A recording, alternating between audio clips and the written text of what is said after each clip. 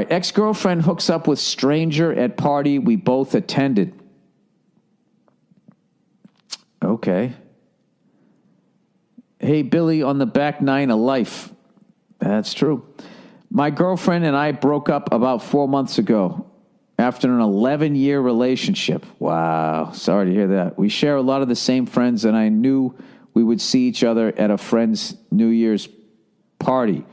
2 days before the party, my ex hit me up and asked to get a drink and clear the air before seeing each other for the first time since the breakup.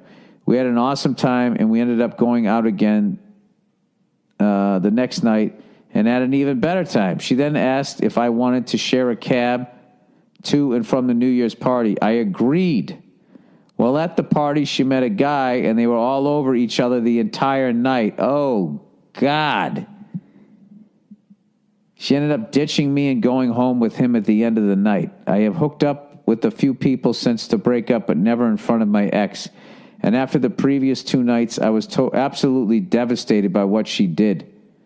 I would love any advice or insight. Thanks, and go fuck yourself. Well, it really seemed like, unless she was completely shit-faced, that really seemed a little calculated. And that right there, sir, your story right there is why I avoided staying in contact with ex-girlfriends. Not saying they were all bad, but I had a girlfriend like that, an ex. And they have like this sixth sense right as you're starting to get past and over them, they just feel it, they call you up, and they just fuck your head up all over again. Here's one for you, dude. What kind of a person would do that? Huh? The kind of person that you don't want to put your seed in. Just know that could have been the mother of your fucking children. You dodged a bullet. Congratulations, sir. Congratulations, okay? And I'm willing to bet that unless she completely fucks up her life, you will not hear from her again. Or you will hear from her because she is a sadistic person and wants to hear your reaction. She wants to hear the pain and get off on it while she goes like, well, I didn't think there'd be a problem because we were broken up. So I don't know why you're putting this on me, okay? I thought we had a nice time. We were adults. And the whole time she's just getting off on the fact that you still give a fuck. So, dude, you dodged a major fucking bullet. I mean, I would never do that to somebody. I would never. I wouldn't do that. Like if, I wouldn't do that now. I've been with Nia forever. If I saw an ex-girlfriend, I would never fucking. I would just whisper, Nia, let's get out of here. Let's get out of here, Let's go someplace a little more quieter.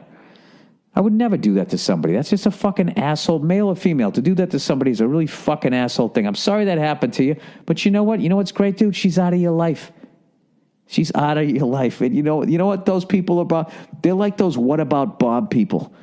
Remember the beginning of What About Bob? The therapist gets Bill Murray's character away from him, dumps him in fucking Dreyfus's lap. That's what she's the fucking female version. Those What About Bob people, if you can ever dump them off on other people, it's fucking tremendous. And she did it to herself. And this is what you do. Anytime you ever see her after that, just big smile on your face. Big smile on your face. Hey, how you doing? Are you mad? No, we broken up. Good for you. Have the time of your life. All right. Nice seeing you. Leave. All right. And now's a great time, dude, to fucking expand your horizon, find new friends, indulge in a fucking hobby, travel, get yourself in great shape, go to the gym. It's time you fucking work on you, and that person is in the rear view fucking mirror. You know what? All she did was give you a great fucking story to tell the love of your life, because that chick ain't it, all right? Enjoy your 2018. You're a free man. All right, this girl is killing me, man. All right, dear Billy Big Head. Oh, shit. You guys are real accurate this week. Back nine, big head. I mean, what I'm fucking on the ropes here. Somebody throw in the towel. I am a sophomore in high school, but I've been listening to your podcast for a year now. I need some advice. Oh, Jesus Christ, this is fucking scary. I hope you need some fucking regular advice. All right, I need some advice on how to handle this girl. Hey, Nia, you out there? Nia, you wanna give this kid some advice? Oh, that's right, you're sick. Yeah. Okay, sorry. I just want to know if you want me to tell her not to come tonight. Hang on, let me hit pause here. Hang on. All right, I'm back. Jesus Christ, she's still sick. I'm sleeping upstairs again tonight. All right. Sophomore in high school, and I need some advice on how to handle this girl. I dated her for about 9 months last year. A lot of heartache this week, and learned a lot. The problem is that this girl is really immature, and I cannot have a conversation with her without her arguing. Sorry, I picked this up. Without her arguing with me or over something not important. Oh, dude, you're a son. Who gives a shit? Fucking move on to the next one. For example, towards the end of my relationship with her, she gave me the silent treatment for multiple days because I told her I didn't like Australia. She constantly insulted me, called me dumb, and told me I was a terrible brother. Are you dating your sister? Or she just observed your family? What state did this come from? And did crazy things like this throughout our relationship. She's one of those girls who thinks that she always gets to be right, and I am not about that life, he says. When she broke up with me, it was this whole scene. Well, dude, it sounds like you dodged a bullet here. What dating is all about is meeting what you don't want, and then you figure that out, and then you finally fucking meet the right person. You're fucking young as shit. What's the problem here? I got very close with her family, and well, so you're a good guy. And when we broke up, her 7-year-old sister sobbed. Jesus Christ.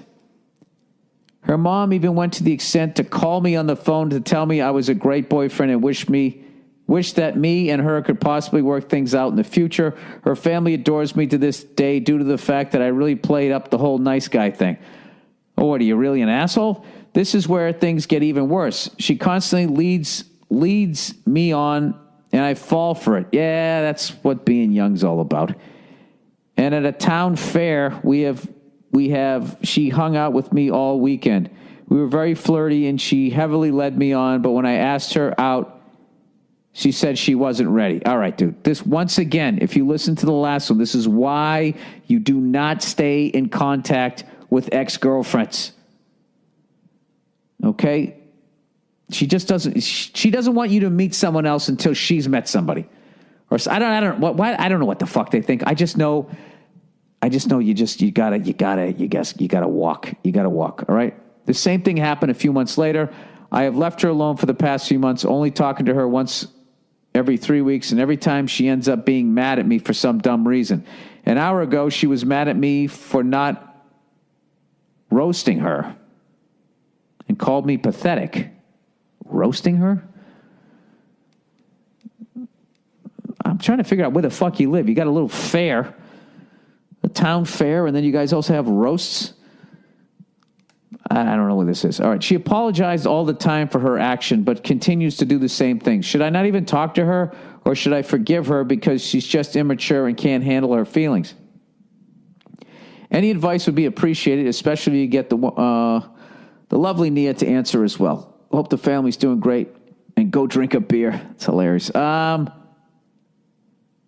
Yeah, I would just have a conversation. I would just say, listen, I don't enjoy talking to you because you always get mad and you yell at me. We are broken up, and I don't think it's healthy for us to continue talking to one another. However, when I see you, I don't want it to be weird. So is there a way that you in a nice way could just fuck off and let me get on with my life? But if I see you, we could just walk by, we could raise eyebrows, and acknowledge that we saw each other. Maybe we could high five and not saying anything, and then if she flips out, who gives a fuck? Who gives a fuck? I mean, it just doesn't sound like. Here's a question for you. Since you broke up, has it ever ended well? any interaction you've had with her. Okay, if the answer is no, then you got to stop interacting with her. But it seems like it's such a small town. I'm judging you because you went to a fair. Okay, so in my world, you brought your prize pig down there, and I don't know what the fuck happened after that. All right, I would say, yeah, I would just, I imagine plenty of other women, what's the proper word at that age? Chicks you can fucking go to school with. There's really no middle world, right? Girls. You're not a girl at that point. You're a fucking teenager. I'm not going on Wikipedia again. I don't know what the fucking word is, okay? There's plenty of other fucking chicks you could be hanging out with. All right? That's it. And here's the thing. Here's a tip for you. When you fucking hang out with them, don't talk about your old relationship or about some other fucking woman. They don't want to hear it. Just go have a beer with one of your buddies out in the woods, however the fuck you do it. And just be like, yeah, I don't encourage underage drinking. Whatever the fuck it is you guys do. That's when you vent. What you have to do is every time it starts to scab over, she calls up or you call her, and then you got an open wound again. What you got to do is you got to heal like a fucking X-Man. And then the next time you see her, and I guarantee you, if you don't give a fuck, she's going to fucking be all over you and want to hook up. And this is what you have to do. You got to not do it. And then watch how quickly all that flirty turns into fucking anger. And then she's going to yell at you and then just keep you cool and be like, this is why I don't hang out with you. Because you're fucking crazy. Something like that. And I would also ask some more adults who actually know the people involved in this story, including yourself. Okay? All right. Good luck to you. All right. Sister is obese. All right. Sister is obese. Dear Freckles, hoping you can offer some advice. My sister is and has always been on the heavy side. Oh, that sucks. But shit has gotten out of hand. If I had to guess, her body fat is easily 40 to 50%. I love her, and I'm struggling to get through to her. You seem like you never hold back or sugarcoat reality. Should I do the same in this situation? I don't want to send the poor girl into a whirlwind of emotions, and maybe that's what she needs. Thanks for the help. Oh, that's a big one, dude. I don't know how old she is. I don't know. I don't know her. Yeah, how do you get somebody? How do you tell somebody? How do you tell your sister she's fat? Let me see. Let me just improv a couple scenarios here. Hey, sis, how you doing? Did I mention you're overweight? That's too blunt. What has 4 limbs and needs to lose 80 pounds? It's not good to joke about. I don't know how you do it.